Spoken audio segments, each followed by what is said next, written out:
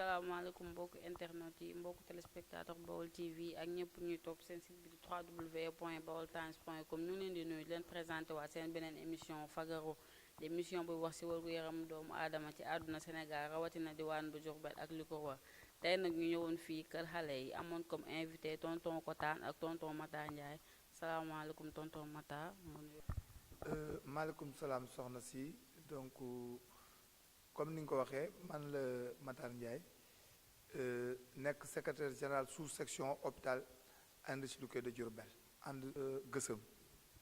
salaamaaleykum man mooy Kotaan Faye infirmier chef de poste Kër Sëñ Mbaye Sarr secrétaire général sous-section district sanitaire de Diourbel. tonton Matar gis nañ ne grève bi dafa continuer depuis semaine bee passé ñëwoon nañ def émission mais ça persiste léegi ñu bëggoon laajte ba xam kañ ñi ngeen di arrêté. soxna si je pense que laaj boobu nga laaj dañ koy delloo rek ci maanaam gouvernement bi parce que kañ la grève bi arrêté ñun tey mënuñu laa wax kañ la grève bi arrêté ça dépend de la volonté du gouvernement bu ñu bëggee mu jeex tey dina jeex bu ñu ko bëggut it ñun ñoo ngi ci li nga xam si mooy sunu déroulement plan d'action kon nag semaine bee on était en grève de 72 heures donc commencé waat dañ ko lundi mardi mercredi 72 heures encore pour dire que la ñu nekkoon rek depuis le premier plan d'action ba tey jii ñu dugg ci 17e plan d'action mooy la lutte continue parce que gisaguñu lu ñu war a mën a taxa effectivement delluwaat ci daara yi pour dem jëlaat liggéey bi continuer ko. L'arrestation des contrats am na au niveau de Diourbel ñaata lim lañ fi am. bon arrestation des contrats loolu bon dañ koy dégg rek à travers des menaces que médecin chef yi district yi wala jóge ci région médicale wala jóge ci hôpital donc dañ koy dégg. mais amul. mais en tout cas pour la région de Diourbel gisaguñ ko benn camarade notifié guñu ne son contrat dañ ko arrêté. ñoo ko déggandoo arrestation des contrats amagul au niveau de Diourbel monsieur Kotaan combien agents yi nga xamante ne ni ñoom ñoo kii ñaata victime moo fi am. Victime par rapport à. ponction des salaires. Ponction des salaires eggaguñu foofu parce que dañ ñëwoon novembre ak décembre bi ñuy wax loolu fekk na le mois de novembre ñu mandaté ko ba pare et je crois que on l'attend de ferme pied parce que newoon nañu novembre ak décembre la ñuy boole ñu fonctionné ko en fin décembre donc te xam nga décembre day wagul. kon ponction des salaires daal amagul. amagul waaw. ponction des salaires amagut mais ci hôpital niveau hôpital la sous-section de l'hôpital motivation mois de novembre yi tous les agents yi nga xam si dañoo observer grève ponctionné nañ seen motivation fii ci hôpital bi donc loolu c'est effectif au niveau de l'hôpital le directeur de l'hôpital donc a ponctionné les agents qui étaient en grève dans le mouvement And Gueusseum ci motivation yi mois de novembre loolu moom am na. mais leneen yeggseegun ci comme ni wax rek ay étapes la comme dañ ni salaire novembre ak décembre comme boobaak léegi novembre fekkoon na bi ñu koy wax presque nit ñi viré nañ ñi ngi xaar mois de décembre maintenant nag comme li ñuy wax rek saa bu ñu posé acte ñu ni tamit il faut que ñu génne yeneen acte yu bees kon nag ñi ngi xaar ba ñun ñu gis ne suñuy salaire ponctionné nañ ko bu boobaa it ñu nit dinañ tegaat beneen jalon. mais bu ñu ponctionné seen salaire yi nan ngeen di réagir booba. bon en fait xeex la mënoo li xeex ak nit gi nga ne gaj matt amul gaj amul weq amul li amul seen stratégie la rek ñu itam bu ñu eggee ca boobu itam ñu génnee suñu stratégie bopp rek pour revendiquer cette fonction. mais yéen xalaatoo leen arrêté balaa ngeen egg foofu. non mën nañoo egg foofu sax mën nañu ko sax a passé parce que And Gueusseum l'arrêt du mouvement comme ni ko la Matar waxee léegi ça dépend que de l'État du pouvoir public s'il voulait régler le problème aujourd'hui mën na koo régler te xalaat da koo régler mais ñu ngi koy xaar. noonu nan xalaatu leen a arrêté mais xalaatu ñoo arrêté ci naka la ñuy arrêté suñu arrêté sax au fait mais ñun sénégalais dinañ ñu ni ñun dañ leen a yàpp à la limite parce que nag mouvement bi commencé wu tey commencé wu démb c'est depuis le 17 avril qu'on est parti 17 avril ba tey avril ba tey ci ngeen commencé grève yi. ba tey ñi ngi ci biti gouvernement bi wootewut pour ñu daje autour d'une table de négociation parce que tous les problèmes du monde se règlent autour de la table de négociation et loolu ce n'est pas de la responsabilité de And Gueusseum c'est de la responsabilité de l'État d'appeler les gens autour de la table de négociation wax nañ ko waxati ko pour que ñoom ñu ñëw ne ñu ne lii la ñu nit ñu ñëw ñu ne lii la ba ñu xool fan lañ war a mën a ànde ak fan lañ war a mën a mënta ànde mais loolu amagut au contraire lu nu gis léegi ay intimidation de tous côtés de tous bords venant du ministre venant des médecins chefs de district venant des directeurs d'hôpitaux donc partout donc je pense que ñun du loolu moo ni xoqatal du loolu moo ni delloo ginnaaw ñun romb nañ foofu donc est-ce que dañuy delluwaat ci biir pour dem liggéey kooku xalaatuñ ko sans que li nga xam si moo nu tax a jóg te ñu nekk ci boobu ba tey di ko xeex ñu jot ci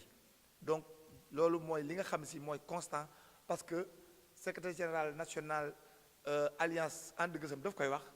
nee na ñun nous sommes inscrits dans la durée mooy lan maanaam ñun fi mu ne mbir mi fu mu war a àgg rek ci weer yi ci at yi dañ ko fa àggale waaw xalaat da ngeen di croiser les bras rek di nekk di grève nii toog di xaar gouvernement bi wala da ngeen di nekk ci leneen. nekk ci leneen lu demee na xanaa ci grève. Yéen bu ñu waree dem grève bu ñu waree liggéey ñu dem liggéey c'est un plan d'action boo xam ne chaque semaine dañ koy dérouler ça dépendra maintenant de l'État. mais di ngeen liggéey yeneen jours yi. yeneen jours yi dañuy liggéey grève bi c'est lundi mardi mercredi yeneen jours yi yëpp même les week-ends on travaille. est-ce que nekkul tamit loolu moo tax gouvernement bi deful réaction bu fekkee da ngeen a grève tous les jours peut-être ba nii. waaw kooku ci évaluation yi ñëw la ñuy statuer ban stratégie la ñuy adopter par rapport à ce comportement du gouvernement. li nga wax noonu lu ci nekk rek xam nga tey li indi tey ñu dugal ci plan d'action yi ñu arrêté vaccination yi li ko indi su fekkee ni situation bi continue ni mën naa indi leneen et aujourd'hui vous avez vu lu ne ñi ngi koy def à travers donc les structures poste de santé centre de santé di jéem a jël ASC yi nga xam ne si infirmiers yi sages-femmes yi ñoo leen formé. mais est-ce que loolu tamit wóor na. waaw foofu lay jëm c'est grave actuellement parce que ki nga xam ne amul benn responsabilité muy l'ASC nga xam dafa nekk sous couverture de l'infirmier chef de poste ou bien de la sage-femme ñooñu jàngal ko te ba jamono di dox dans les normes ñu ne ñooñu amuñu sañ-sañ ñàkk tey jii loolu nekkoon anormal moom lañ def normal di jël ASC yooyu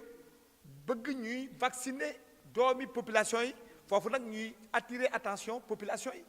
ñu xool ñan la ñuy jox seen doom yi est-ce que am nañ compétence pour vacciner xale yooyu la. mais loolu tamit comme tonton Matar li mu wax ki nga xamante ne nii mënul sax piqûre bu baax nga jox ko sa doom mu koy ñàkk est-ce que mënul indi conséquence ci xale bi. kay parce que MAP yi ak complication yaa ngi fii d'autant plus que waxuma ASC yi sax mais y a des gens yoo xam ne ci ñaari fan lañ leen former mosu ñoo manipuler xamañu sax ñàkk yi dem di ñàkk doomu jàmbur yi c'est pas responsable. tamit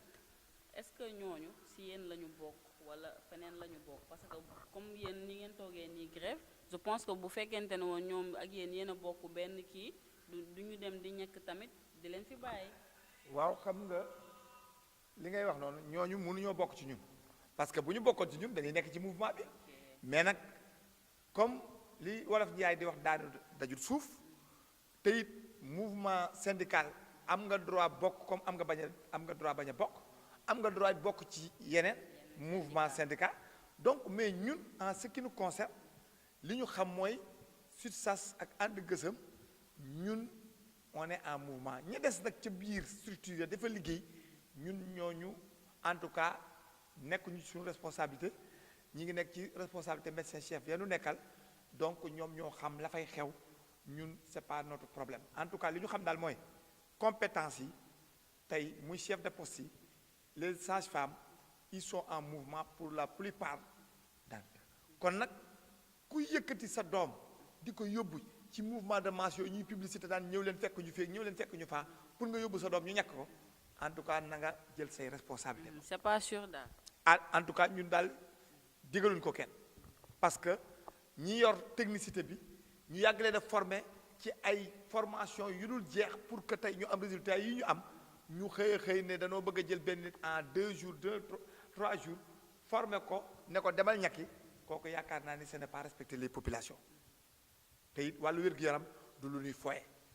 Nous ne sommes pas des menuisiers, nous ne sommes pas des artisans, nous ne sommes pas des maçons. Nous travaillons sur des êtres humains. L'erreur nag en matière médicale est fatale nekkul loo xam si da nga koy def léegi pour jéem ko dabu jiwaat déedéet bu xasee jaar rek jaral et comme li ma wax ça peut être fatal te bu boobaa kenn mënatu ci dikkaat. kon yéen daal xalaatu leen bàyyi. waaw bàyyeeguñu de ñi ngi fekk tant que gouvernement bi woowul nit ñi régler seen problème ragal naa ni du ñu bàyyi du ñu mos a bàyyi incha allah. bàyyi moom comme li la wax rek waxoon nañu ko waxaat comme mënuñoo bàyyi. taan ñu ngi lay gërëm ci accueil bi di la wax nga wax sa mot de la fin. Le mot de la fin c'est que ñu inciter camarades yi rek bu kenn tayal bu kenn toq yi bu kenn dem fenn seule la lutte paye et la lutte continue jërëjëf. tàggatoo bi yaakaar naa ni ko El Hadj Kotaan Faye waxee rek moom lañ koy waxee mooy di gën a wax les camarades ñu gën a am grande mobilisation et une grande vigilance parce que tey ils sont en train de nous divertir ils sont en train aussi de menacer surtout ñi nga nekk ci ñi nga xam ne si camarades yi nga xam dañoo nekk ci situation de renouvellement de contrat mooy si kaay si ak Cobra si nan ànd ak dal ak sérénité nekk ci biir groupe bi te xam ni seule la lutte paye et unis nous vaincrons incha allah.